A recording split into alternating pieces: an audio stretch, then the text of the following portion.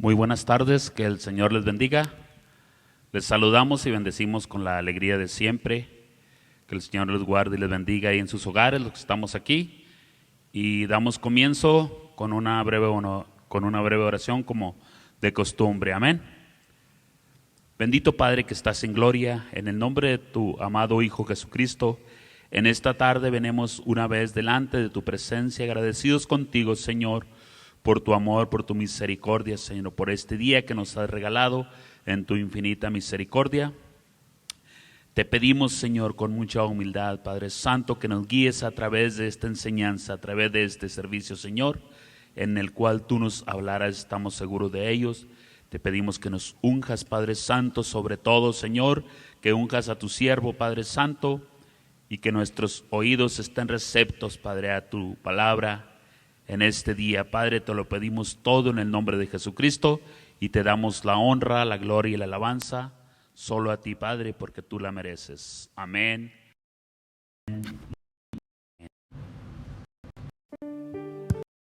Gloria a Dios. Amén. Vamos a entonar dos cantos para así dar de inicio a este servicio. Gracias al Señor. Amén. Nada temo del mañana, dice este canto, porque el Señor está con nosotros día a día. Gracias.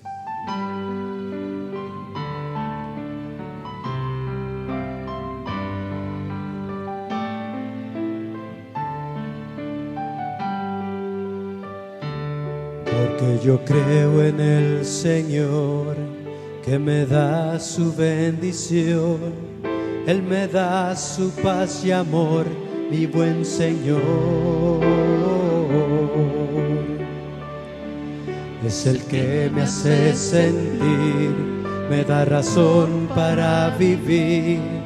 Él me cuida por su gracia, mi Señor. Nada temo del mañana, porque Cristo vive en mí. Él me cuida y me guarda por su amor. Aunque venga la miseria, la tristeza y el dolor, nada temo, porque Cristo vive en mí. Nada temo del mañana, porque Cristo vive en mí. Él me cuida y me guarda por su amor. Aunque venga la miseria, la tristeza y el dolor, nada temo, porque Cristo vive en mí. Nada temo, porque Cristo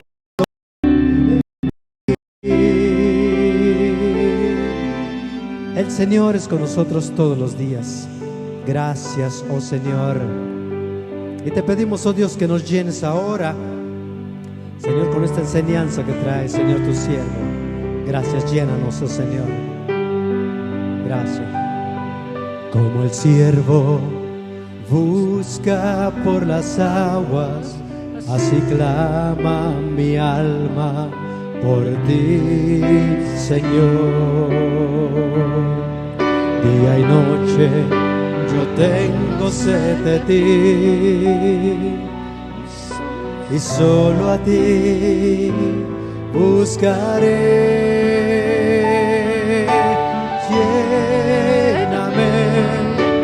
Lléname, Señor, dame más de tu amor. Yo tengo sed solo de ti. Lléname, Señor.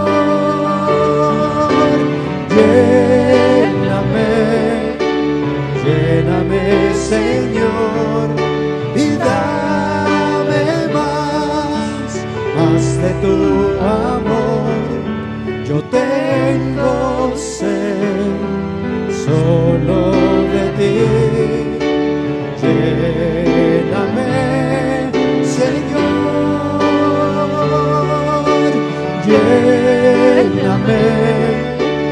lléname Señor, y dame más de tu amor. Yo tengo sed solo de ti. Lléname, Señor. Llénanos, Señor. Gloria a Dios. Dios les bendiga, Dios les guarde. El pastor tiene este lugar. Amén. Amén. Gracias a Dios. Que Dios les bendiga en esta tarde. Ya estamos agradecidos con nuestras bendiciones que Dios nos da.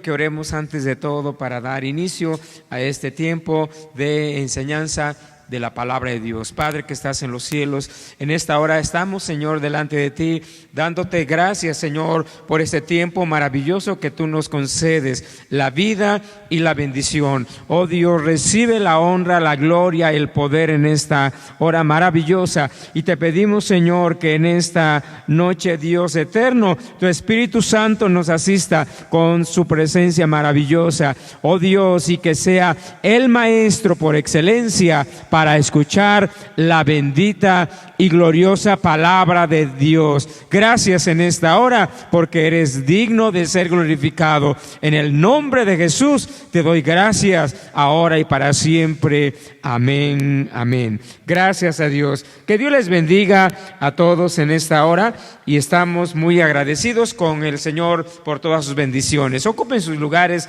los que estamos en este lugar, y bueno, pues en este día vamos a dar comienzo a la enseñanza de este día, en la cual Dios ha permitido y permite que podamos aprender de su bendita y gloriosa palabra. Bendito es el Señor. Hoy vamos a dar seguimiento al tema que ya usted tiene en pantalla, disciplina en la iglesia, es la parte número 4. Esperamos que hoy podamos avanzar lo que pues tenemos propuesto, ya que como se ha anunciado previamente, estaremos haciendo una pausa para retocar, o más bien retomar algunos estudios referentes a los tiempos del fin de los siglos. Son muy importantes, y bueno, varios hermanos nos han también hecho énfasis en esta necesidad y urgencia de subrayar temas de actualidad. Así es que estaremos haciendo este paréntesis. A partir del próximo jueves comenzamos con la serie Los tiempos finales, para posteriormente volver a retomar el tema eclesiología en su momento. Bendito es nuestro Dios. Y bueno, pues bien, en este día tenemos el tema disciplina en la iglesia, es la parte número 4, con la serie que pues Dios nos permite en este día hablar, la disciplina y su aplicación, que es algo muy importante que nos ha estado quedando pendiente en torno a la aplicación. Amén. Muy bien. Si tiene su Biblia, vamos a abrirla y vamos a leer la palabra del Señor. Usted que está en casa, también acompáñenos a leer la palabra del Señor. Si no tiene en su mano su Biblia, bueno, lo puede leer con nosotros ahí en su pantalla. Y es Mateo capítulo 18, los versículos números 15 al 18. Amén. Una vez más, Mateo capítulo 18, versículos 15 al 18. Voy a leer para todos, para aprovechar y abreviando el momento. Por tanto, si tu hermano peca contra ti, ve y repréndele, estando tú y él solos. Si te oyere, has ganado a tu hermano. Mas si no te oyere, toma aún contigo a uno o a dos, para que en boca de 2 o 3 testigos conste toda palabra. Si no los oyere a ellos, dilo a la iglesia. Y si no oyere a la iglesia, tenle por gentil y publicano.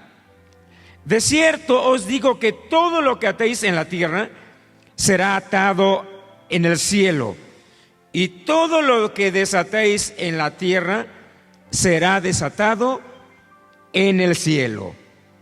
Amén. Muy bien. El tema, bueno, de este día es la disciplina y su aplicación.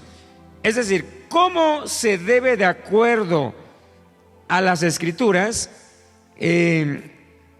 aplicar la disciplina, y me estoy refiriendo a la disciplina correctiva, ya que hemos estado refiriéndonos a los tipos de procesos y fases de la disciplina, como es la disciplina, en este caso instructiva, la disciplina correctiva, pero tenemos en el punto intermedio la disciplina preventiva. Estas son las fases que tienen que ver con la disciplina en términos generales.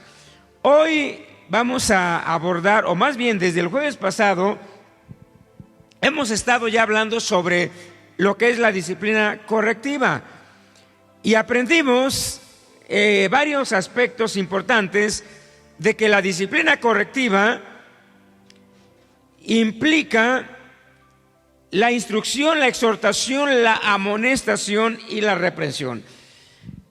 Esto es como fases de cómo se debe de llevar, ya que el versículo o los versículos que hemos leído precisamente nos conllevan a esta línea y a esta directriz. Por esta razón, encontramos que la disciplina tiene un proceso, hablando de su aplicación, sin olvidar también, y esto es algo que ya lo aprendimos, que jamás, a pesar de que estamos en el nivel disciplina correctiva, la disciplina correctiva por ninguna razón deben de estar ausentes estos condimentos que llamaré la corrección, el perfeccionamiento, la restauración, el perdón, la consolación y el entrenamiento. Es decir, haciendo un resumen, jamás la disciplina correctiva deberá de ser usada y aplicada para destruir ni condenar al creyente rebelde, pecador o reincidente. Todo esto tiene que ver con los principios bíblicos. Estoy haciendo un muy rápido resumen. También subrayamos en la clase pasada que en algunas organizaciones eclesiásticas las disciplinas correctivas muchas de las veces se aplican sin fundamentos bíblicos. Por ejemplo, no saludarles, romper toda comunicación con un disciplinado, no tiene derecho a ofrendar, que se siente en la última silla, que salga y se retire antes de terminar un servicio. Pero aprendimos que todas estas restricciones carecen de fundamentos bíblicos. Lo que la Biblia recomienda, y esto sí es basado en la palabra, es que algunas restricciones recomendadas a creyentes que han sido procesados en el marco de la disciplina son que se abstenga de tomar la Santa Cena hasta que haya habido un reconocimiento, arrepentimiento y el perdón de parte del ofendido o aún de la iglesia. Todo esto es porque es muy importante, basado en la palabra, que debe de haber paz y seguimientos. Segundo, no puede durante ese tiempo tener derecho de voz y voto como un privilegio en las participaciones de los servicios ordinarios. Tercero, el tiempo de una disciplina será fundamentado de acuerdo a cada situación y caso, y también si la persona ha aceptado su responsabilidad de culpabilidad y reconocimiento, y también el arrepentimiento. Entonces se procederá a una restauración y perdón. Hay algo que aquí agregamos y que hoy lo vamos a estar hablando, es muy importante, y me estoy refiriendo a la situación de que algunas otras restricciones más severas se aplican cuando la persona ha pecado y no muestra ni reconocimiento ni arrepentimiento, y más aún continúa en el mismo bache, reincidiendo, y aún peor, cayendo en situaciones de sediciones y cosas que tienen que ver con una abierta rebeldía.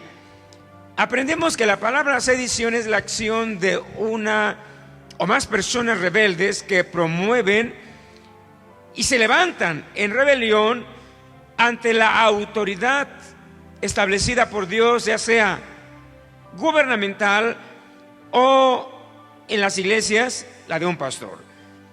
Y dábamos el ejemplo, como el caso de Coré, Datán y Abirán, que se rebelaron, y ellos inclusive, y esto lo quiero subrayar porque en el trayecto del tema de hoy vamos a estar tocando este asunto. El asunto es de que estos tres personajes lograron de alguna manera seducir a 250 hombres de autoridad que eran consejeros importantes del pueblo en los días de Moisés, y a su vez todo este grupo lograron llevar a mucho pueblo en el engaño, de tal manera que la palabra del Señor nos habla que hubo una mortandad tremenda, porque Dios destruyó a todos los rebeldes y los sediciosos y los que hicieron ese camino. Un punto muy importante que es necesario y bueno subrayar es de que la sedición regularmente siempre se da y sucede con personas que poseen algún tipo de privilegio y de autoridad en la iglesia o en un gobierno, y el resultado, bueno, siempre será el mismo, terminando esto en juicio divino, como lo fue en los días de Moisés. Quizás esta es la más severa, yo diría, y clara responsabilidad y sobre todo juicio. La palabra dice que un total de 14,853 personas fueron pasadas por el juicio de Dios cuando la tierra se abrió y fueron devoradas. La Biblia dice que fueron tragadas por el infierno vivos. Fue un número muy enorme que habían caído en esa situación. Hoy en día este ejemplo no sucede, y alguien se preguntará ¿por qué no sucede hoy en las iglesias? Porque las sediciones se siguen viendo cuando hay divisiones, cuando hay gentes que muchas veces dividen las iglesias, y los que terminan retirándose de la iglesia pues terminan muchas veces mal. Algunas veces matrimonios divorciados, personas que terminan en el mundo, gente confundida, que caen en pecado, en rebelión. Y bueno, el resultado pues es muy fuerte. Pero no se repite el caso de que la tierra se abra y caigan al infierno. Sin embargo, queda claro que si hay juicio, y si partimos desde el punto de vista inicial o primario, la iglesia tiene la autoridad de poner en manos de Satanás a los rebeldes. Y por supuesto, Dios traerá algún tipo de juicio como castigo. Bueno, esto lo vamos a hablar hoy en el párrafo siguiente. Bendiga al Señor. Muy bien, la disciplina correctiva, y aquí con esto quiero iniciar, deberá de comenzar por los ministros. ¿Por qué por los ministros? aprendimos que los ministros, a pesar de que son iglesia también, y al igual que la iglesia también, los ministros somos débiles, humanos, imperfectos, y que también llevados para decaer o pecar. Entonces la palabra menciona que los ministros, al ser llamados y tener una responsabilidad de gobierno y de autoridad, entonces son los primeros que deben de ir a la vanguardia en torno a la disciplina correctiva.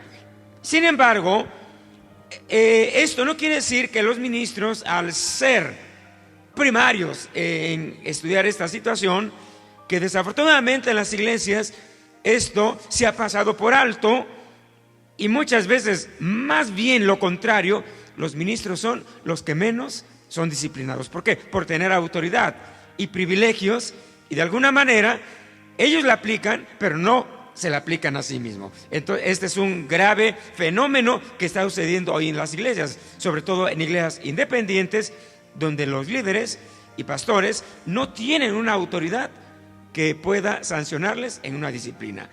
Sin embargo, la palabra del Señor habla diciendo en 1 Timoteo 5:19 al 20, Pablo recomendó diciendo: contra un anciano no admitas acusación. Aquí está hablándose de pastores y ministerios en general, sino que toda acusación deba de estar sustentada con evidencias claras y reales, al igual que la iglesia en general, pero en este caso en los ministros dice con 2 o 3 testigos. Y a los que persistan en reincidir a pecar, reincidir quiere decir repetir los mismos pecados, repréndeles delante de todos para que los demás también teman. Pareciera que es algo totalmente diferente y ajeno a la disciplina congregacional, sin embargo es la misma, solamente que aquí Pablo subraya la disciplina a los ministros, que no debe de ser pasada por alto, no por el hecho de tener autoridad, sino que él, al igual que la iglesia, también deben de ser disciplinados y sancionados, a pesar de que gocen de este principio de autoridad para gobernar en la iglesia. Bien, de esta manera entonces vamos a entrar de lleno, nos vamos a ir un poco rápido porque hoy sí quisiera que terminásemos lo que es la disciplina correctiva. Por asunto que ya anunciamos, habrá un paréntesis. Entonces quisiéramos terminar para no dejar escueto al aire algunos puntos por ahí al azar. Bien, el tema pues de este día es los procesos de la disciplina correctiva. Y bien, atendiendo la palabra del Señor, encontramos que la palabra de nuestro Dios, y es el mismo versículo que ya leímos al comienzo. Sin embargo, lo vamos hoy a separar por párrafos, que es como la disciplina correctiva se procesa y es aplicada. Y dice la palabra, estamos en Mateo capítulo 18. Usted en casa lea con nosotros ahí en su pantalla. Dice, número 1, por tanto, si tu hermano peca contra ti, ve y repréndele, estando tú y él solos. Si te oyere, has ganado a tu hermano. Primer proceso.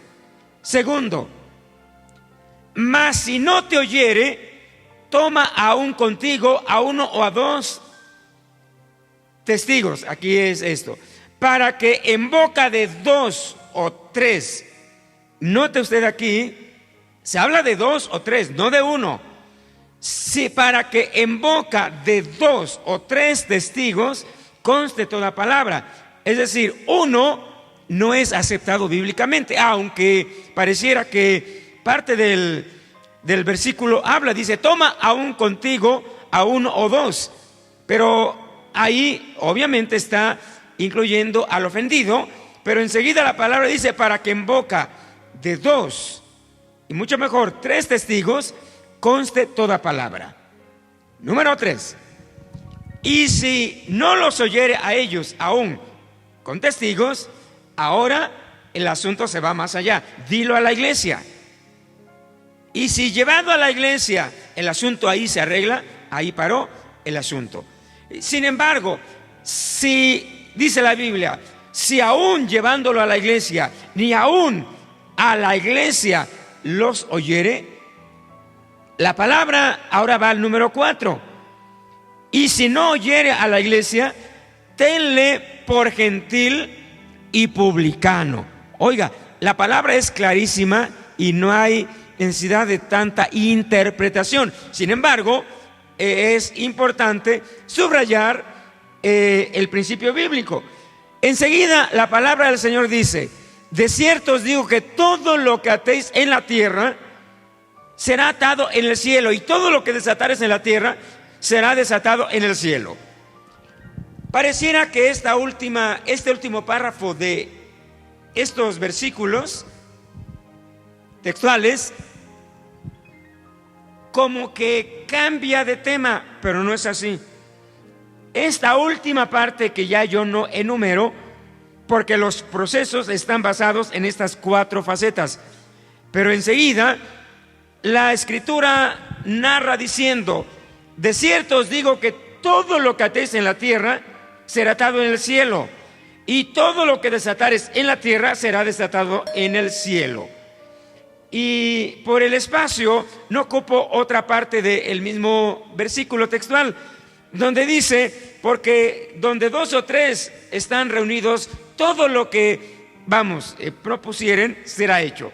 Bueno, aquí la palabra es muy clara, de que aquí se está hablando de la iglesia reunida, porque el párrafo 4 dice: y si yo no oyere a la iglesia, ténganle por gentil y publicano.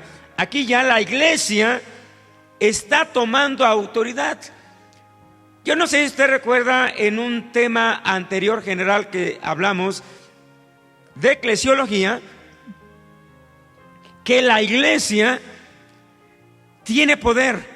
Hablamos que el ministerio o los ministros tienen la autoridad de gobernar. Así lo dice la Biblia. Sin embargo, la iglesia tiene la autoridad del poder, como el cuerpo de Cristo. ¿Y cuál es ese poder? Aquí la palabra es clara. Inclusive Jesús lo expresó cuando dijo que Él establecía la iglesia sobre Él, como la roca inconmovible. Y después aplicó la palabra, dice: y a ti daré las llaves. No fue a Pedro, sino a la iglesia. A ti, iglesia, te daré las llaves de los cielos, del reino de los cielos. Y todo lo que atares, dice, o lo que atares en la tierra será atado en el cielo, y todo lo que desatares en la tierra será desatado en el cielo. O sea, es el mismo versículo contextual. La iglesia tiene autoridad. Ahora, este párrafo, notemos que está enrolado con el tema disciplina y el proceso de disciplina, lo que nos da a entender, y lo estamos aquí ya aplicando para que después nos vayamos un poco más rápido, es de que cuando los infractores, los pecadores o rebeldes o sediciosos desafían la autoridad del pastor, de la iglesia y de Dios mismo, porque al fin de cuentas no está divorciado el pastor, la iglesia y Dios. En realidad, Dios es el pastor de pastores de la iglesia es su cuerpo, y los ministerios son los que Dios ha determinado para administrar y gobernar la iglesia, pero finalmente somos el mismo cuerpo. De tal manera que cuando la persona que ha caído en una rebeldía, en reincidencia, y no reconoce, sino que continúa en la línea de la rebelión, entonces la palabra dice que la iglesia tomará el asunto en sus manos, y con autoridad y el poder que le delega, la palabra dice que aplicará el proceso de lo que es el castigo a los pecadores. Eso es algo que vamos a ver en los siguientes asuntos. Bueno, esto es el panorama, yo diría el cuadro, la fotografía general de lo que es la disciplina en sí en su aplicación. Ahora vayamos parte por parte. La palabra del Señor dice en Mateo 18, 5 al 18, bueno, ya lo leímos. Dice: por tanto, si tu hermano peca contra ti, ve y repréndele. Así empieza a hablar. Y la palabra de cierto os digo que todo lo que atares en la tierra será atado en los cielos. Es la expresión que acabamos de explicar de que la iglesia tiene la autoridad para determinar un juicio directamente. Pasemos al primer paso. Nos vamos a ir en este punto. Primer paso: se comienza con confrontar al hermano que ha ofendido, buscando solución al conflicto y manteniendo siempre la confidencialidad en este primer proceso. Es decir, que el asunto de la disciplina puede ser de que un hermano agredió, ofendió en palabra, en acción, en como usted lo quiera mirar, a otro hermano. Entonces ya estamos hablando de una infracción. O también puede ser que sea un pecado cometido de algún infractor, donde en este caso el pastor tendrá que confrontarlo directamente para pues que las cosas puedan corregirse. Pero bueno, si el caso fuera de que son dos cristianos, uno ofende al otro, la palabra de Dios habla que se debe de buscar la solución a este conflicto. Y aquí este asunto, yo sé que para muchos sonaría como un poquito fuera del contexto lógico y bíblico, pero vayamos a la Biblia. ¿Qué es lo que dice? Por tanto, si tu hermano peca contra ti, te ofendió, te hirió, te agredió, dice: ve y repréndele. Ve y repréndele. Es decir, la persona agredida o ofendida, la palabra recomienda que vaya y confronte al, en este caso, agresor. Y aquí me llama mucho la atención, y para muchos sonaría como que, pues ¿por qué no llamar al pastor para que también venga y conste la palabra? O a otros dos, porque si me da un montón, pues ahí le damos también. Bueno, pues no ese es el caso.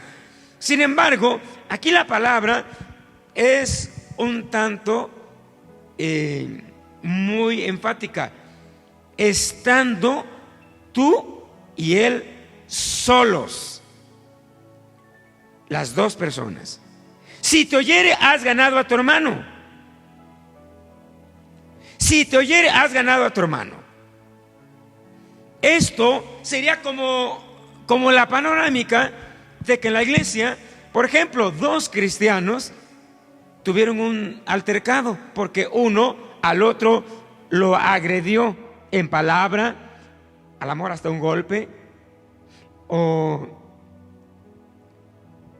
le prestó dinero y no lo quiere pagar y pues ya lo quiere llevar a corte, o bueno, no sé qué asuntos, pero ya se hizo un pleito.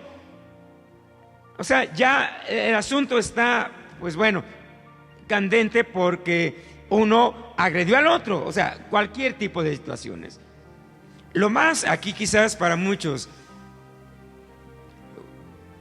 viable sería pues que el pastor vaya y que arregle el asunto, o que el hermano invite a otro hermano, al líder de damas o al de varones o al secretario o a dos hermanos.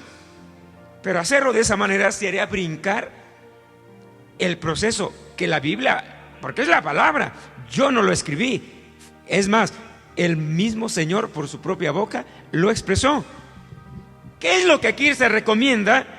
Bueno, lo que aquí se recomienda es que ya sea por el consejo de algún líder o del propio pastor, recomienda al hermano agredido: ¿sabes qué, hermano? Ve con el hermano que te ofendió, te agredió, te levantó un falso testimonio, te vituperó, se burló de ti. Bueno, la falta que haya cometido, ve con él, arréglate con él pero tú y él solos, no haya media plaza gritando y que todo el mundo se entere. Arréglate con él, repréndele, exhórtale, dile en qué falló, en dónde estuvo el problema y todo eso, y arréglate. Pero no dejes el asunto ahí se va, porque esto va a terminar peor. Arréglate con él. Suele suceder que a lo mejor el hermano le puede decir: no, hermano pastor, usted tiene que venir porque es el pastor. O invite a otro hermano. No, usted líder, venga, a un anciano de la iglesia, venga. Sin embargo, la Biblia es clara y categórica. Dice: ve y repréndele estando tú y él solos. O sea, alguien se preguntará por qué la Biblia habla así, solos. Y le voy a responder: esto es por la confidencialidad de las personas y del caso. O sea, que no se riegue más allá y el asunto se haga más allá. Porque eso sonaría, y a lo mejor usaré un ejemplo que es el que más tengo presente, como cuando dos personas se están peleando y llegan otros como testigos, y uno de los que están peleando golpea a uno de los testigos y al rato se asuma otro y se hace una carambola ahí, y al rato terminan todos peleados. Esto ha sucedido.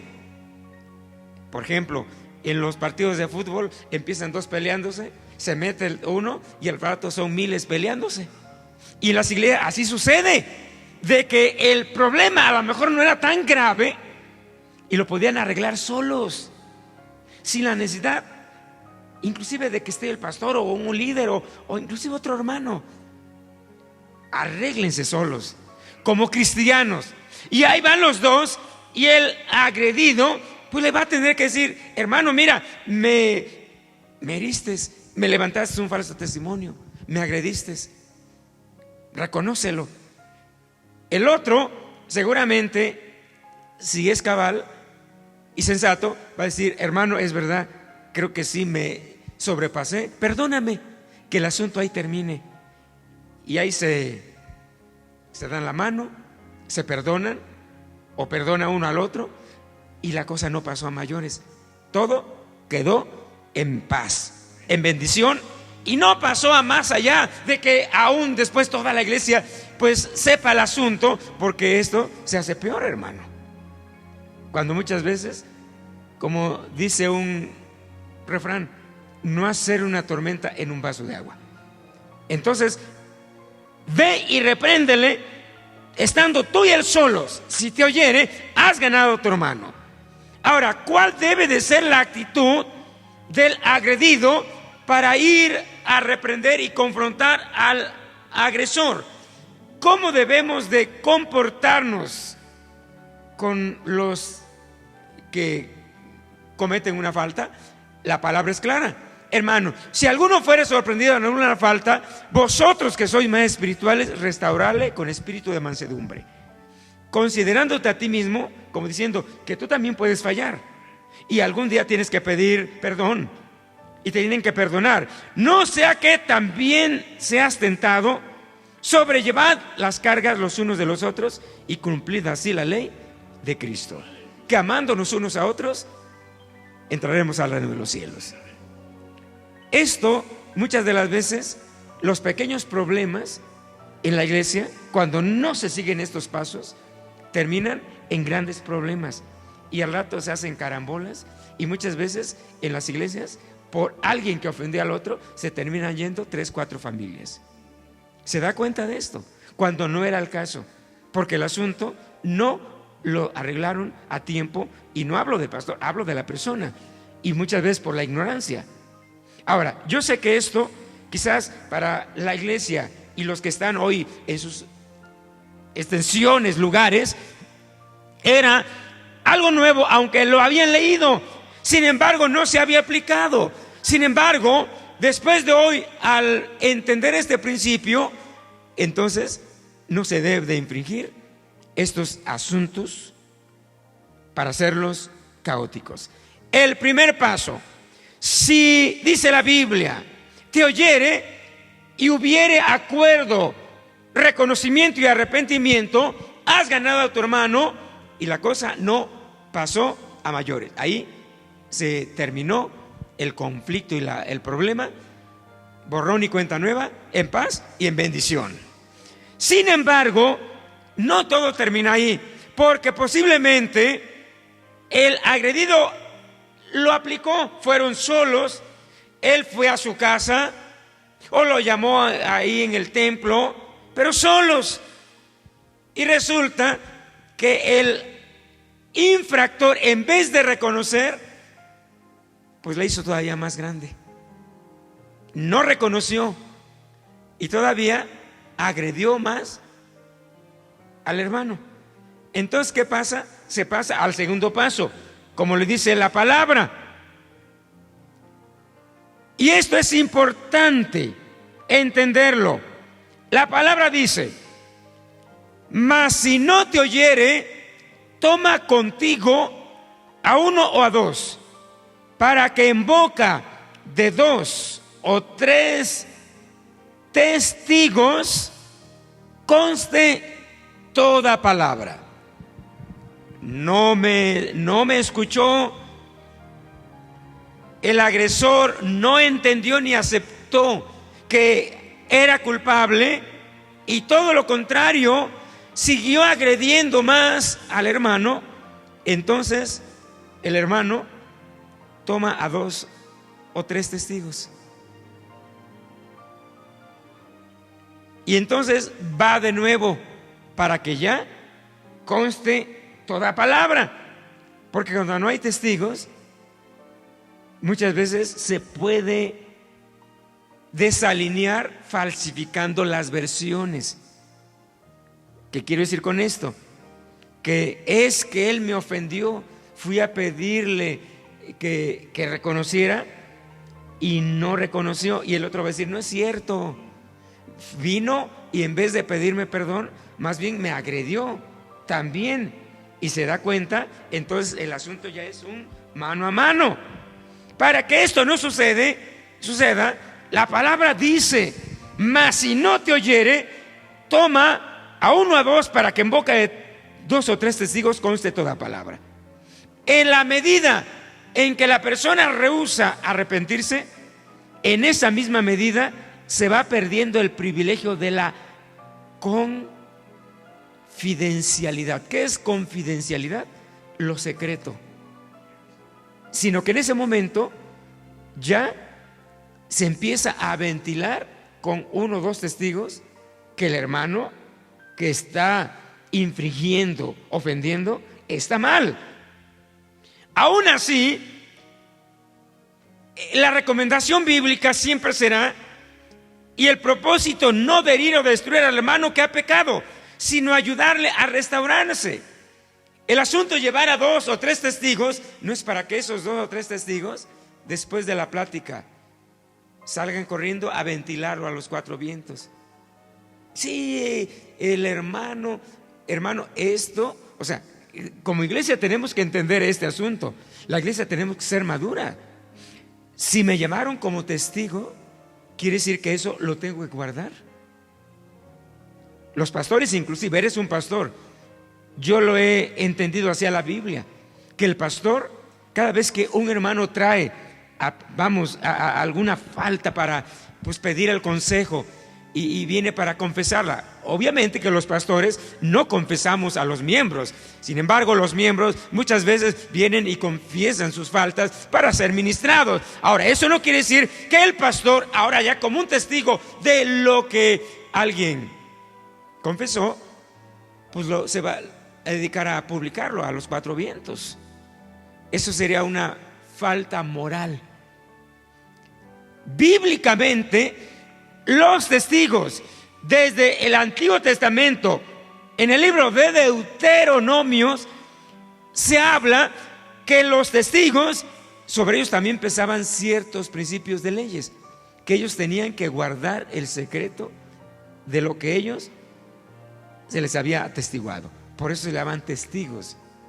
Hay falsos testigos y los testigos deben de ser discretos y sobre todo en un carácter de fiabilidad, confiabilidad. De tal manera que cuando se llaman a los 2 o 3 testigos, estos testigos deben de guardar el asunto. Sin embargo, ya el peso de la palabra del infractor ya no solamente recae en una versión evidente de que sí, realmente el infractor sí es culpable, porque ya no es uno, sino ya son 2 o 3, que la palabra consta del que ha sido ofendido. Esta recomendación está descrita en la palabra del Señor.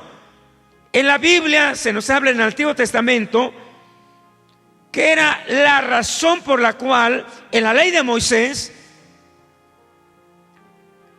se pedía que hubiera testigos para no tergiversar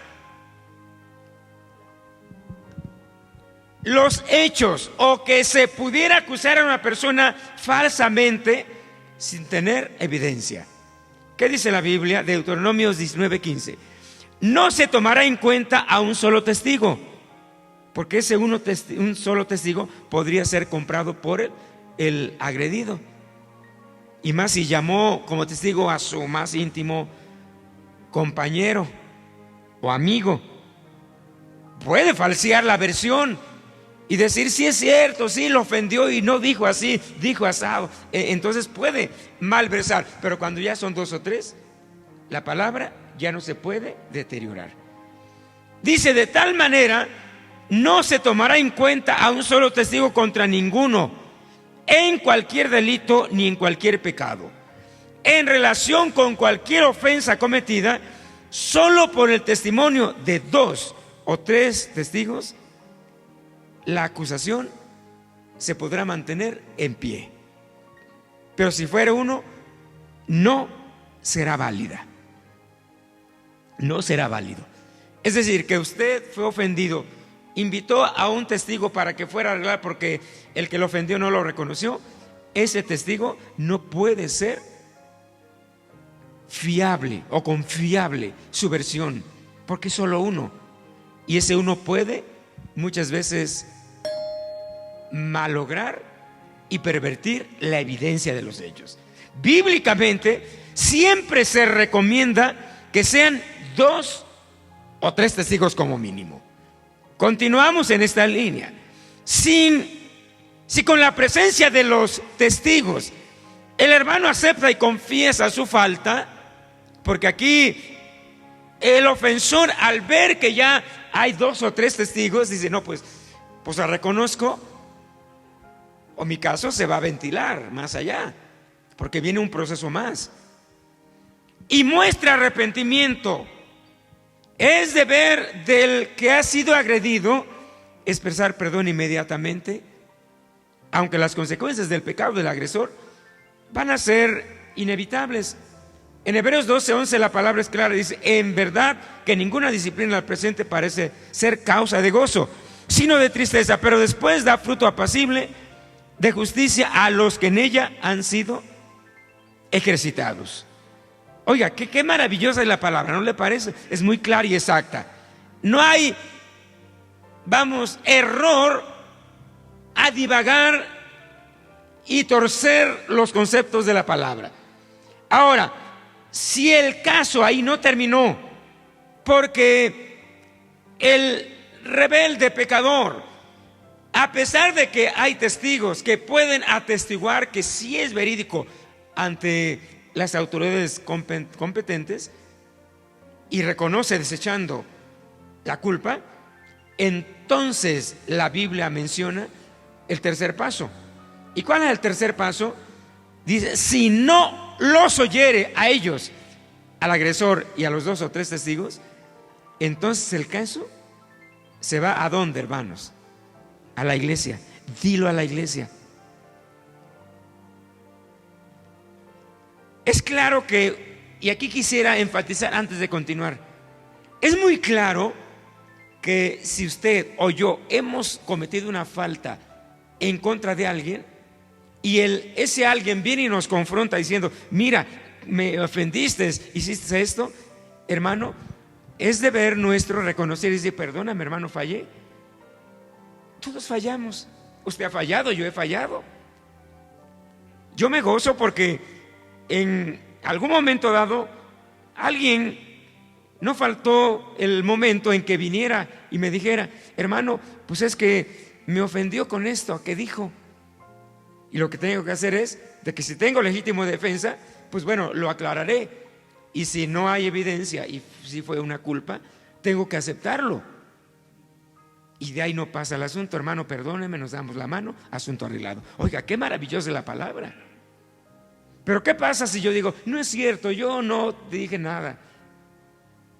Y en vez de reconocer, sigo ofendiendo más al hermano, no me va a convenir, ni a usted le va a convenir que el hermano vaya y le traiga otros 2 o 3 hermanos que pueden ser ancianos, líderes de la iglesia, pero confiables, y me confronten, porque ahí lo que va a pasar es que entonces el caso ya no queda solo en el agredido.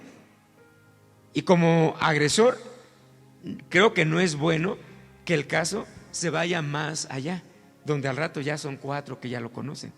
Y si sigo necio en tratar de defender mi mala actitud, menos me convendría que el caso se publique en la iglesia.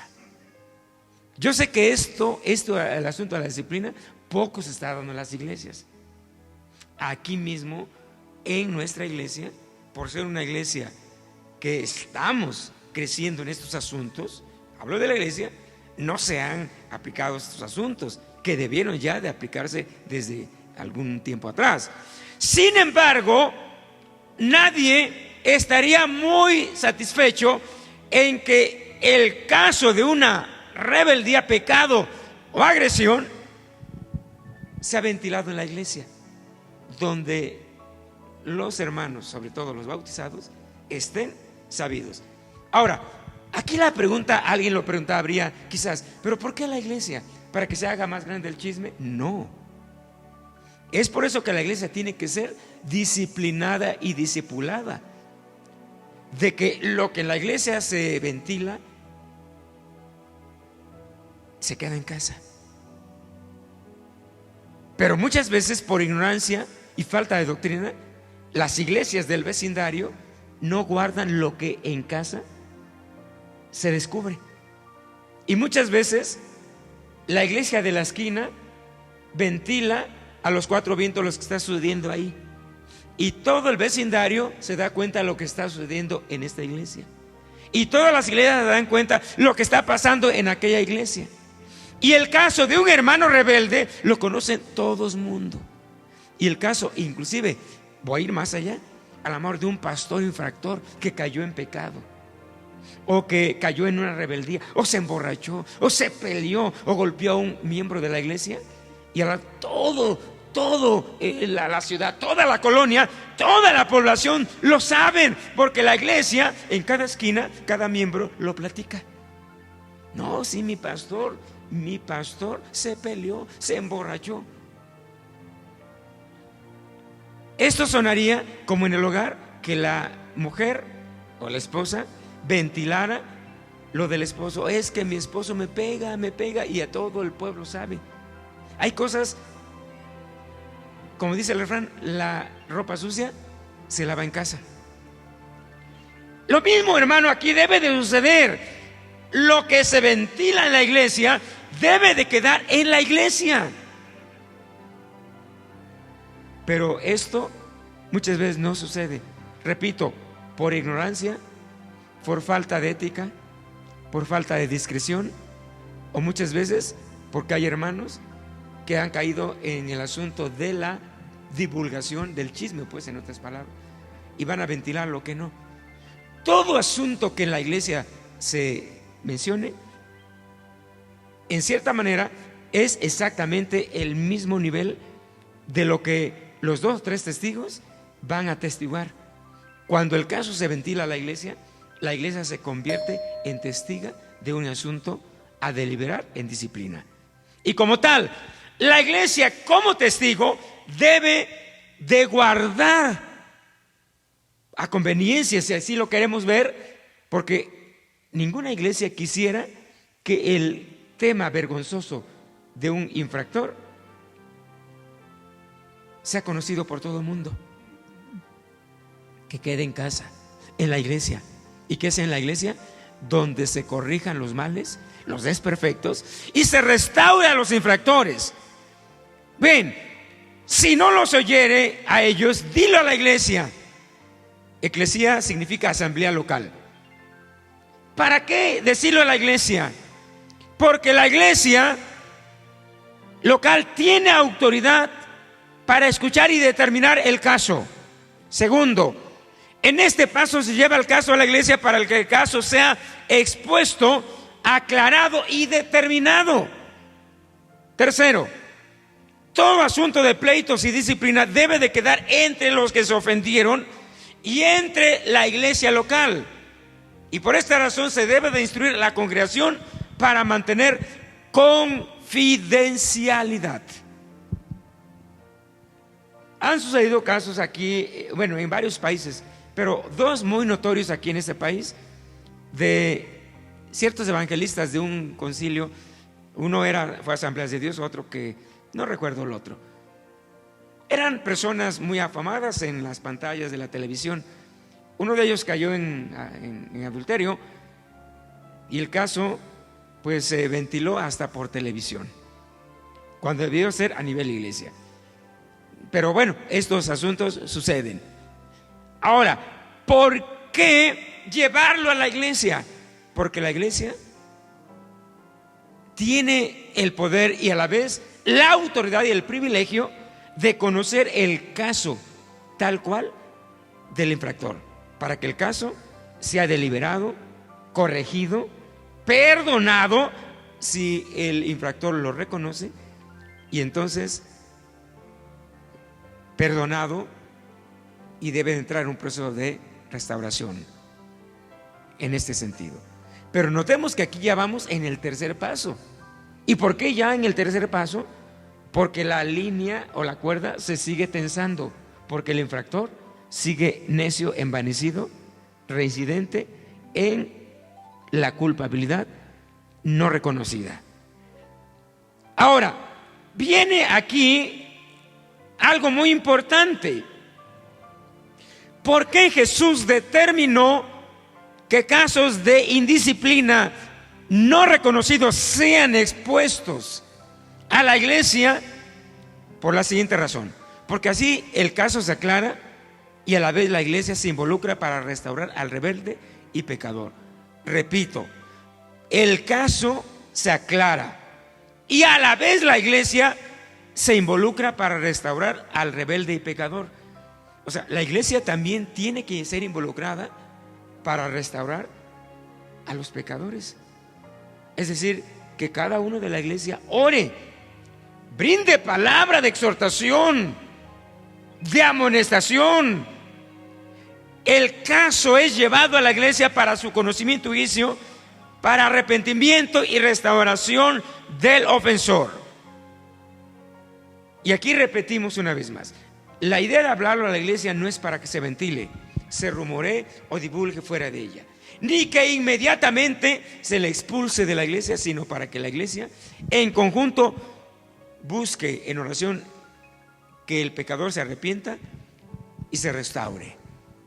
Y cuando esto sucede, la iglesia debe de gozarse, porque siempre la iglesia debemos de entender que todos estamos propensos a pecar, y por lo tanto es la iglesia la que tiene que orar por los ofensores. Pero ¿cuántas veces, hermano, esto no sucede? Alguien falla y se le condena y casi se le anda mandando al infierno, se le desecha, se le corre y, oiga, es tremendo. Y esto es no correcto, ni ético. Bendigamos a Dios. Es por eso que, repito, se debe de instruir a la iglesia a evitar, yo aquí sigo subrayando, el caso fuera de la congregación. Los errores de ventilar el asunto de indisciplinas fuera de la iglesia local es un error grave que se da por la ignorancia, otras veces por la carnalidad y otras veces por el descuido de lo que es el tema disciplina. Y no se diga por inconformidad de los rebeldes, que pueden ser agresores o aún agredidos. Y peor aún, yo diría, rebeldes y necios que muchas veces suelen abrir las ventanas de su casa y aún de la iglesia para ventilar los casos. Se han sabido casos donde, como ya lo dije hace un momento, las mismas iglesias se encargan de ventilar y gritar a los cuatro vientos que el hermano de la iglesia, de su iglesia, de mi iglesia, dice alguien, es un pecador, o el pastor mismo. Algunas veces esto se da en los hogares, pero cristianos, por supuesto, donde muchas veces algunos, inclusive, yo recuerdo hace unos meses hablaba, por ejemplo, de lo de las redes sociales donde se ventilan cosas. Y esto sucede hoy en día, donde los hermanos, como sucedió una ocasión, que cuando anda uno navegando por YouTube, por ejemplo, nos encontramos de que un hermanito o una hermanita de una iglesia, saliendo o terminando el servicio, se hicieron dos hermanas de un pleito, se jalonearon del cabello, otras tres hermanitas también se metieron, los esposos no les gustaron y también entraron a la guerra, y otra hermanita por ahí grabándolo con su teléfono en vivo, inclusive subiéndolo a YouTube o a Facebook, imagínense, y lo están viendo ya no los 50 de la iglesia, lo están viendo 20,000 personas. ¿Se da cuenta de esto? O hay otras veces que en el hogar los matrimonios han vivido en una tremenda rebeldía e ignorancia, y muchas veces la esposa, porque se siente agredida del esposo, se le hace fácil subir en su muro de YouTube para que las comadres que le ven ahí, que son muchas de la misma iglesia, vean, y la hermanita va a publicar diciendo: mi esposo me ofendió, me levantó la voz, es más, hasta me dio un jalón fuerte. Y no faltará que la otra vecina en el mismo YouTube responde diciendo: no te dejes, cuenta conmigo, voy a estar orando por ti. Y otro más, ya no mujer, otro va a decir: estoy de acuerdo contigo, mi hermana, tienes mi apoyo. Y no faltará otra más que diga: déjalo, yo ya dejé al mío y me fue rete bien. Y si siguiéramos así la línea, habrá otro que ni le hagas caso al pastor. Si siguiéramos más allá, alguien yo escuché que decía: échale a la policía y llévalo a corte. ¿A dónde termina esto? Hermano, es tremendo esto, créalo. Es tremendo. Y la palabra del Señor nos exhorta y nos invita que tengamos cuidado para desechar y salir de estas situaciones, porque esto no nos lleva a nada bueno. Hermanos, la palabra declara que disciplinar a los ofensores y pecadores es un asunto muy importante. Cuando el caso haya quedado aclarado y reconocido y confesado por parte del ofensor y pecador, porque se llevó a la iglesia, pues entonces se pasa a aplicar una disciplina correctiva que implica sancionar al hermano con sanciones restrictivas, como cuáles, bueno, ya las estudiamos hace un momento, pero las voy a repasar aquí. Algunas restricciones recomendadas, por ejemplo, que no deba de tomar la Santa Cena por un tiempo mientras el asunto se arregla, ya que este es un acto muy sagrado. Sus derechos y privilegios son restringidos.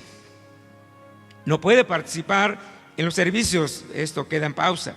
El tiempo de las restricciones será según el caso, y así también si acepta la disciplina y muestra arrepentimiento, porque como ya lo hemos dicho, hay quien inclusive llevándola a la iglesia no acepta su caso.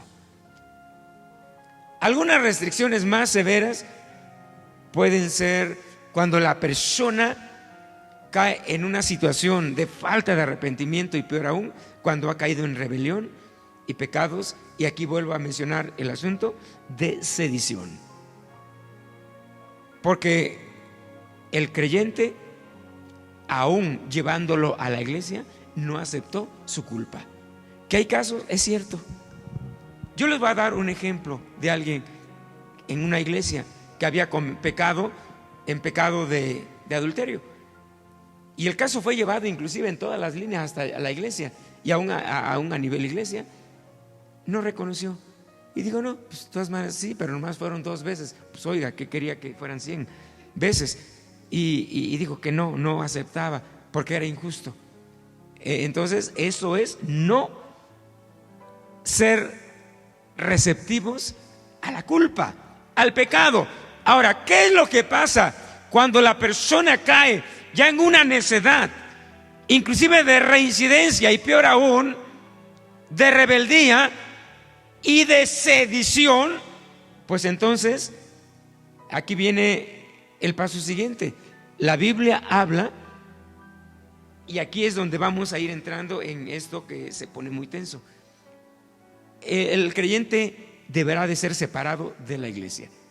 Quizás la palabra separado de la iglesia suena como muy suave, para suavizar, lo que no suene muy como fuerte, pero en realidad la Biblia no lo habla tal así como que sea separado de la iglesia. La Biblia se va más allá y es claro y así como que golpeado, pero es bíblico y no podemos evadir esta situación. ¿Qué dice la Biblia? En caso de que el hermano rehúse escuchar a la iglesia, arrepentirse, se determinará, dice, que el tal sea para ti, habla de la iglesia, para ti iglesia, como el gentil y el recaudador de impuestos,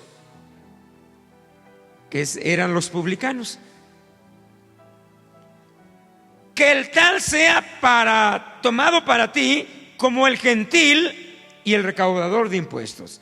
En la versión antigua, 1909, aquí se usan 2 términos en estos mismos pasajes bíblicos. La palabra gentil y recaudador de impuestos lo cambian por la palabra étnico y publicano.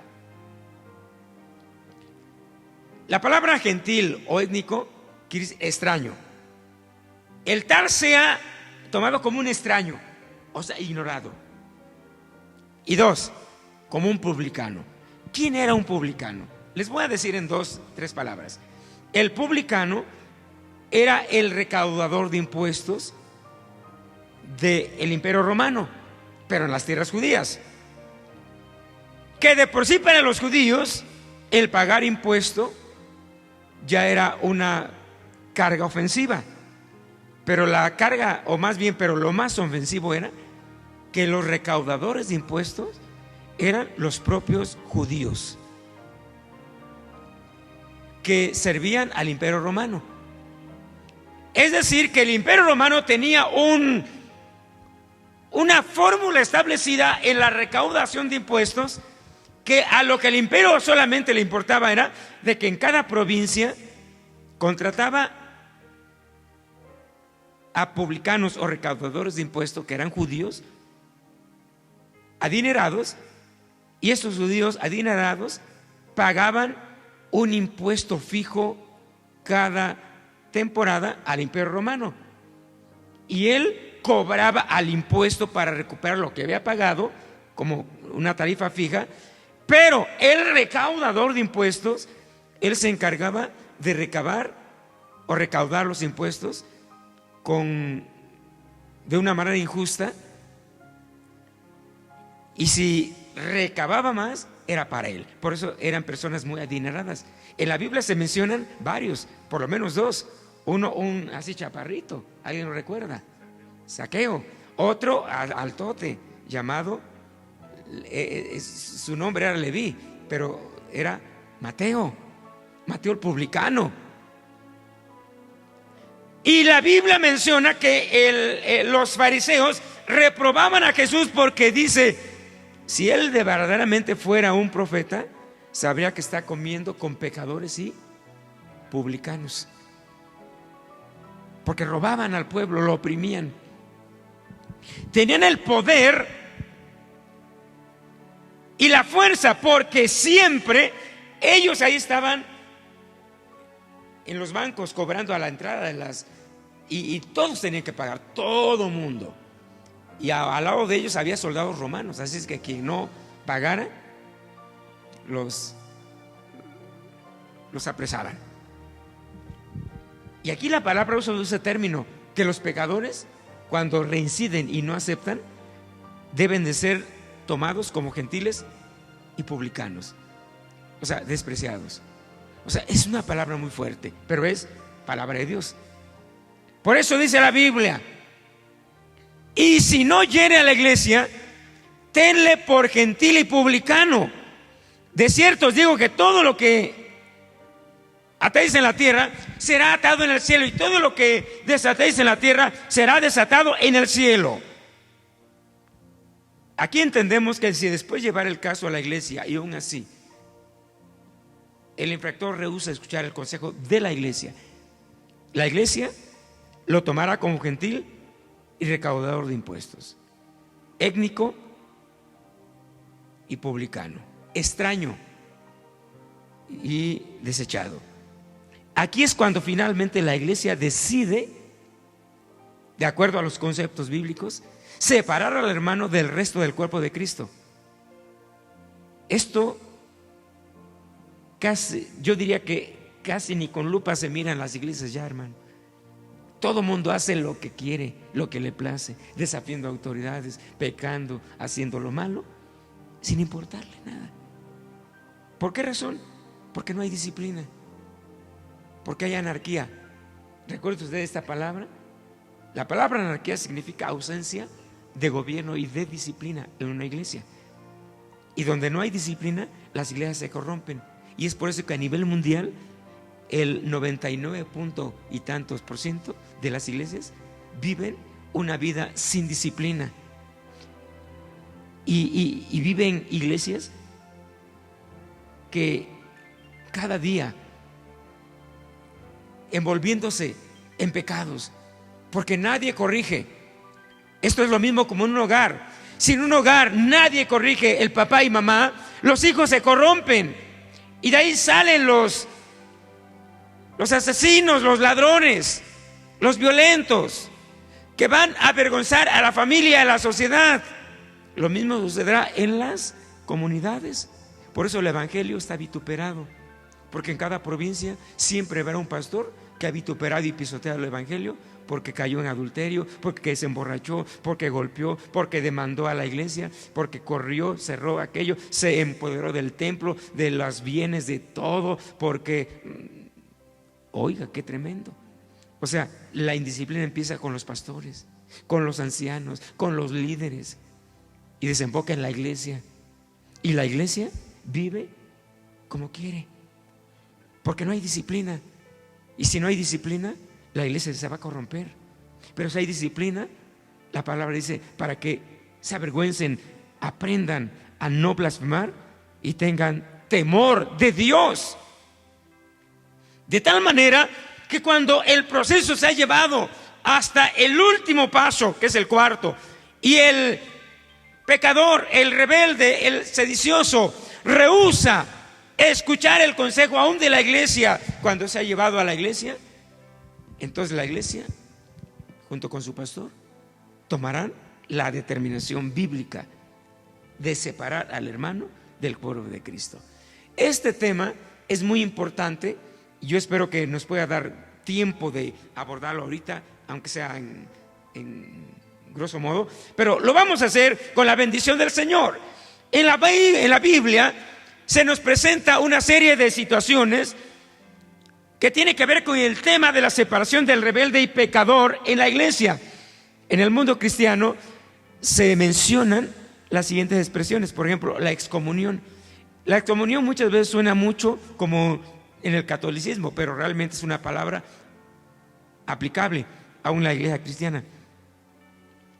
¿Qué significa la palabra excomunión? Significa expulsión. O sea, sacarlo de la comunión en la iglesia. No puede ya participar de nada.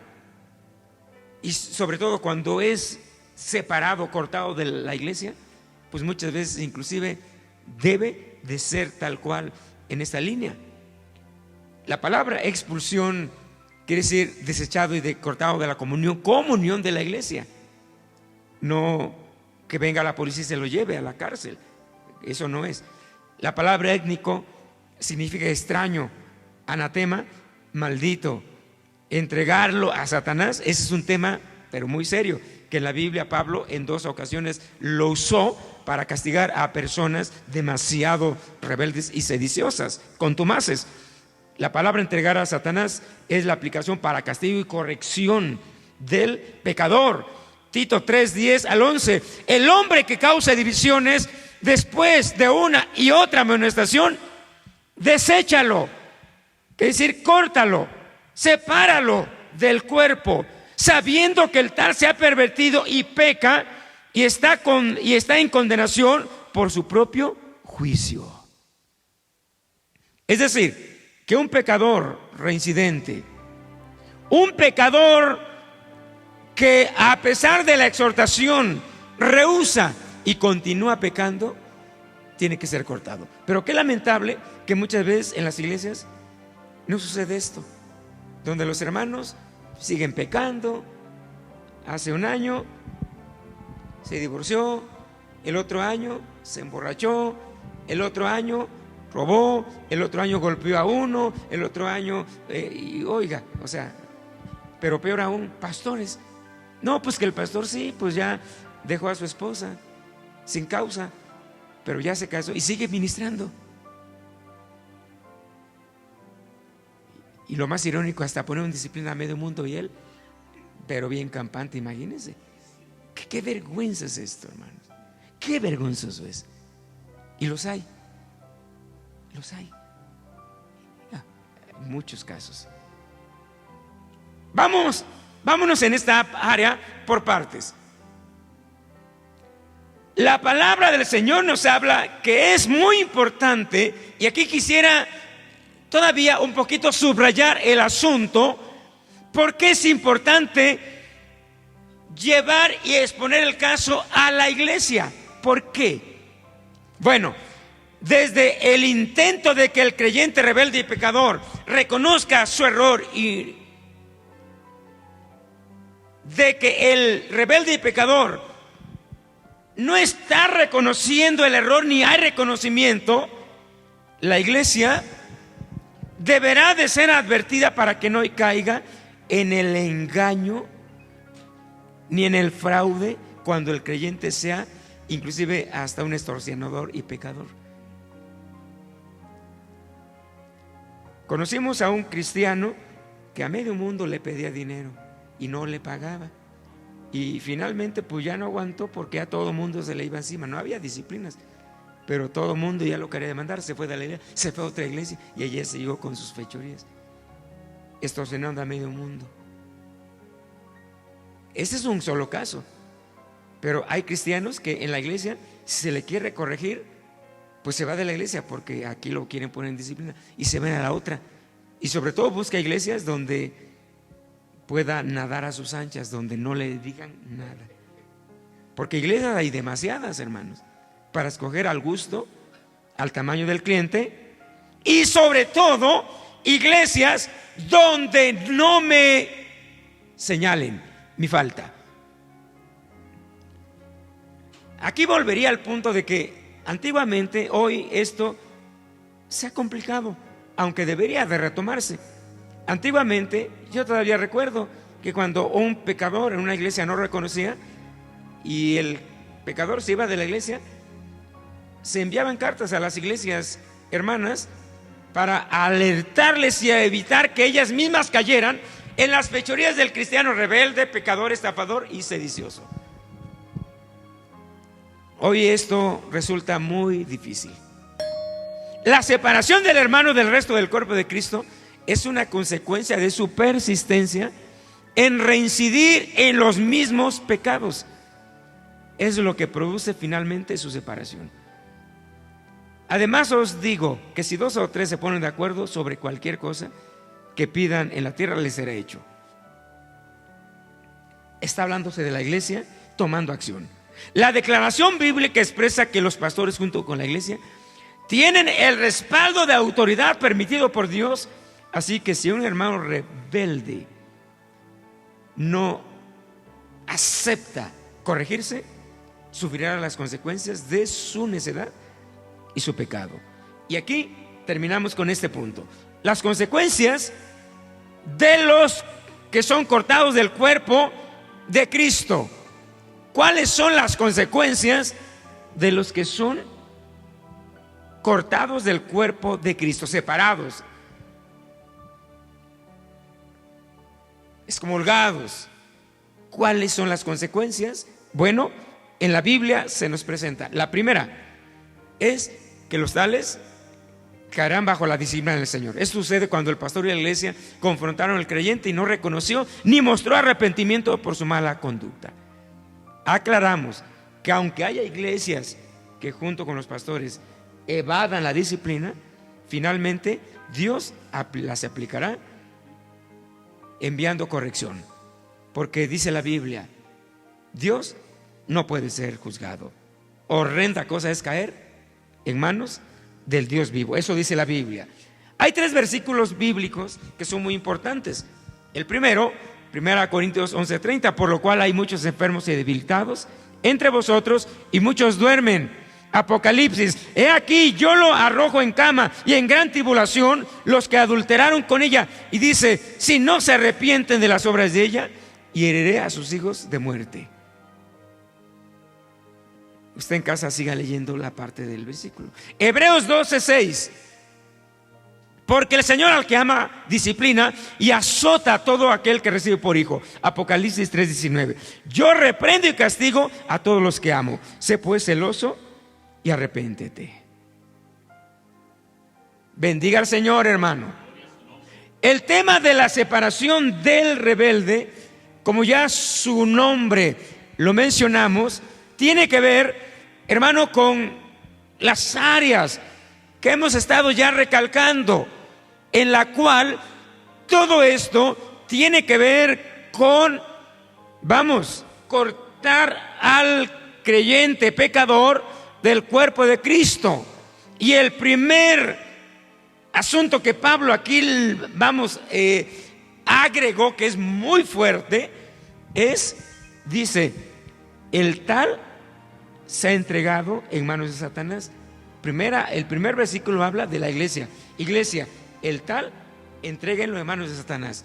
Otro versículo donde dice, yo he entregado en manos de Satanás a estos 2 rebeldes, porque eran demasiado rebeldes y testarudos, y me hicieron mucho mal, y a la iglesia también.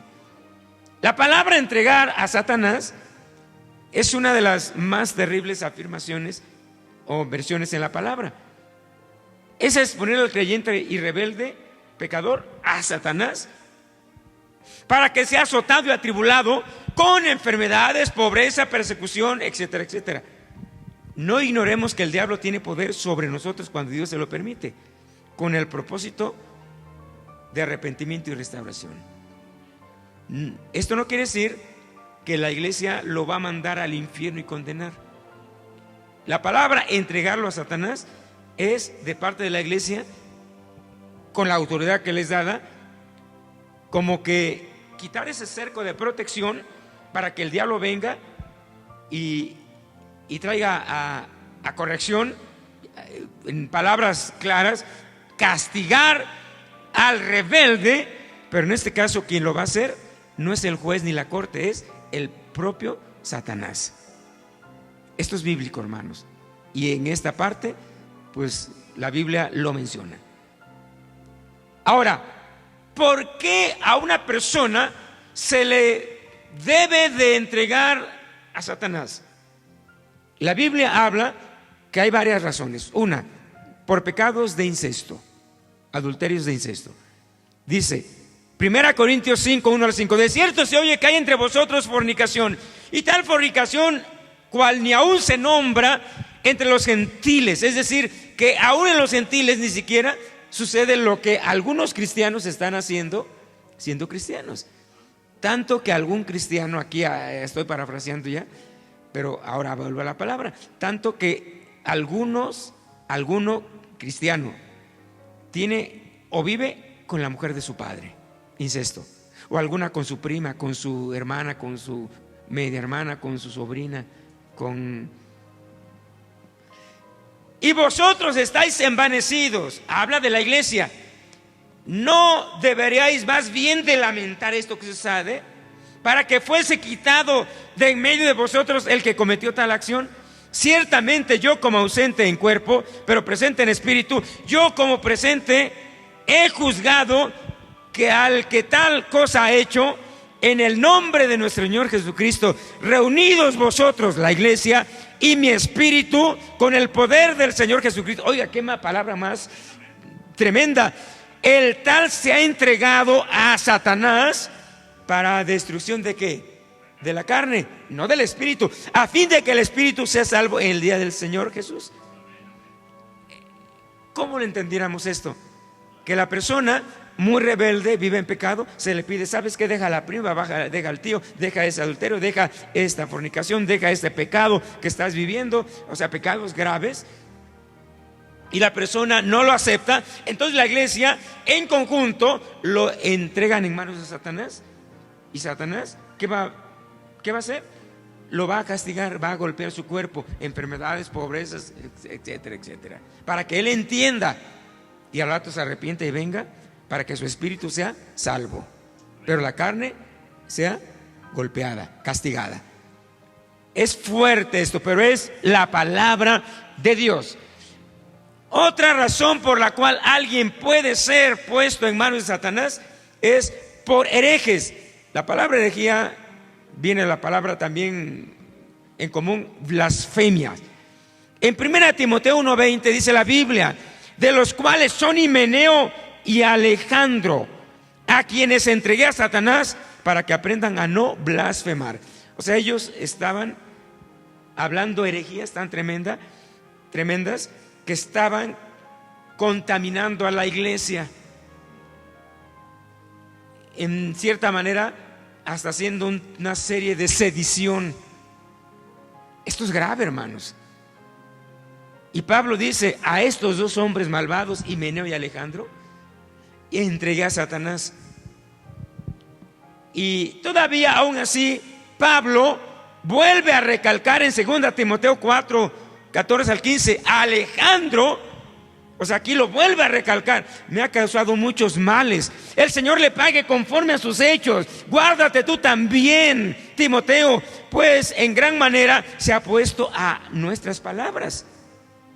A este personaje se le quita la comunión de la iglesia con el fin de que no sea contaminada. O sea, es tremendo. Ahora, aquí hay una parte que la Biblia habla.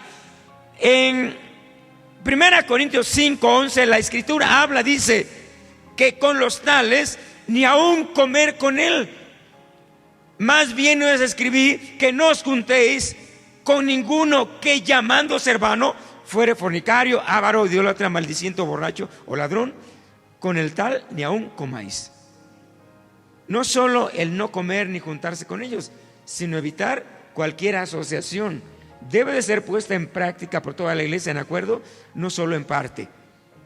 Porque imagínense, si media iglesia dice: sí, pues el hermano pues es un pecador, anda haciendo sedición, vive pero de lo más. O sea, estamos hablando de pecados ya graves, que la persona no la reconoció y que expone a la iglesia en graves peligros de destrucción Entonces la iglesia en conjunto, pues tratan de aislarlo, como la caja que daba el ejemplo de manzanas, y una está podrida, pues todas están podridas. Entonces, ¿qué es lo que hace esa manzana? Se saca para que las demás no sean contaminadas. Pero ¿qué sucede si después de que la iglesia ha sido instruida y en conjunto todos en acuerdo toman esta decisión? Pero ¿qué pasa? Que 2, 3 hermanos siguen de alguna manera solapando al hermano. Esta disciplina difícilmente va a prosperar. ¿Se da cuenta de esto? Entonces, esto tiene que ser algo en conjunto. Y no os juntéis con él. Aquí el primer versículo que leímos decía: no comer ni os juntéis. Imagínense que el tremendo rebelde, ya la iglesia está consciente, pero resulta que hay 2, 3 hermanos o familias, o una familia inclusive, pues que hasta le hace fiesta, hermano, para felicitarlo. Imagínense, pues entonces, ¿en dónde queda una disciplina? Dice: y no os juntéis con él. Segunda Tesalonicenses 3, 14 al 15. Si alguno no obedece a lo que decimos por medio de esta carta, a ese señaladlo, y no os juntéis con él para que se avergüence, mas no lo tengáis por enemigo, si amonestadle como hermano. La palabra no juntar con él, aquí el verbo es aplicado no hacer alianza con él, asociación con él, que se junte con él, pues para seguir haciendo más caos en la iglesia. O sea, la palabra no os juntéis con él no necesariamente quiere decir que ya no se aparezca en la iglesia. O sea, si queremos restaurarle, pues a lo mejor algún día hay que llevarle una palabra de exhortación, otra de amonestación. La iglesia en conjunto, donde lo encuentre o donde esté: hermano, arrepiéntete, reconoce ya tu falta, restáurate. Que es diferente hacer asociación con él y hacer más grande el asunto. Segunda Tesalonicenses 3:6 dice: pero os ordenamos, hermanos, en el nombre del Señor, que os apartéis de todo hermano que anda desordenadamente. Si la comunión de la iglesia continúa con este hermano como si nada hubiera sucedido, entonces se dará motivo a que continúe en su práctica desordenada. Démonos cuenta en esto. Esto sería como solapación, como que la iglesia, en vez de exhortarlo, le dice: hermano, no te preocupes, pues estás en pecado, pero síguele, te vas a ir al cielo, voy a seguir orando por ti para que Dios te prospere. En vez de exhortarle y de amonestarle. Es tremendo esto, hermano. La palabra de Dios nos habla que entregarle a Satanás tiene propósitos de liberación. No quiere decir que se le condenará e enviará al infierno, sino más bien lo que se persigue es su restauración, a fin de que el espíritu del tal sea salvo. Sin embargo, aquí hay una importante, yo diría, reflexión. A veces nos puede parecer más correcto y justo complacer al hermano pecador que en lugar de salvarles. ¿Qué quiero decir con esto? Que cuesta trabajo aceptar esta enseñanza que estamos hablando, que es de Dios, que es bíblica, porque nos parece como muy dura, como sin amor, como que carente de misericordia. Pero es en realidad un acto de amor para salvar su alma. Dios la aplica. Por eso dice la Biblia: es mejor que llegues al cielo sin una mano, sin un pie, sin un ojo, que al infierno completo. Lo que Dios está diciendo es que te quiero en el cielo, y si tengo que alguna vez ponerte cojo, ciego, manco, enfermo, pobre, perseguido o aún muerte, pero que tu espíritu sea salvo, es preferible. Y no que aquí vivas aparentando un cristianismo sano, bendecido, pero enlodándote en el pecado y que finalmente, aún estando en la iglesia, parecen el infierno.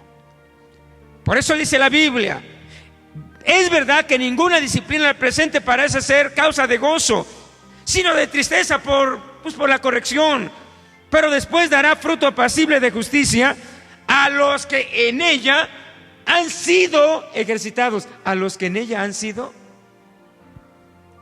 aplicados y expuestos. Termino con esto. Las consecuencias de la rebelión, del pecado y de la sedición son graves. Tenemos casos severos, como fue el caso de Coré, Datán, Abirán, que fueron enviados directamente al infierno por su malicia. Y encontramos a Himeneo y Alejandro, que fueron expulsados de la iglesia. Otros inclusive muertos por mentir al Espíritu Santo, como fue el caso de Ananías y Zafira. Y la lista se puede ampliar grandemente. Pero en la iglesia cristiana, yo quiero decirle que Dios de ninguna manera solapa el pecado. Dios quiere una iglesia pura y santa. Y lo que sucederá en los últimos tiempos, por eso Dios nos guía a hacer una pausa para hablar de los últimos tiempos. Los últimos tiempos son los principios de dolores. Jesús vendrá por una iglesia pura y santa. Pero ¿cómo hallará fe en la tierra cuando hoy, en este siglo XXI, vemos a una iglesia mundialmente corrompida, carente de disciplina, en pecado, que aunque conociendo la verdad bíblica, se envanecen viviendo una vida en pecado? El pueblo del Señor vive demasiado corrompido, con falta de moralidad e integridad espiritual. El Señor, por eso dice la palabra, que trae calamidad sobre esta tierra. Viene tiempos difíciles, terribles y espantosos. El que permanezca de pie se va al cielo. Los cristianos que sigan pretendiendo vivir en pecado junto con los pastores serán cortados, y muchos irán a parar al infierno, porque ni aun así reconocieron sus faltas. Que Dios te bendiga y que Dios te guarde, y que Dios te permita y me permita poder entrar en esta dimensión, esta serie maravillosa que hemos titulado Los tiempos finales de la iglesia. Los tiempos finales de la iglesia. Este próximo jueves, pongámonos de pie y demos gracias a Dios. Padre que estás en los cielos, en esta noche te doy gracias por tu palabra. Reconozco que tú estás con nosotros, Padre Santo. Oh Dios mío, entendemos que todos somos débiles y también propensos a pecar, pero que, oh Dios mío, esto solo sea la excusa para ser pecadores, oh Dios, que deliberadamente vivamos una vida pecando, a pesar de conocer tu palabra. Que como hombres y mujeres conocedores de tu palabra, nos aferremos a seguir viviendo en el pecado. Oh Dios mío, ayúdanos y enséñanos a vivir en santidad. Mi alma te alaba y te bendice, Padre. En tu nombre declaro bendición, Señor, y que esta palabra sea por muchos, Señor, oh Dios, recibida y puesta en práctica. Y bendice, oh Dios, la serie de los tiempos finales para el próximo jueves. Que tu iglesia sea tocada y bendecida. Te lo pido todo en el nombre de Jesús. En el nombre de Jesús. Amén.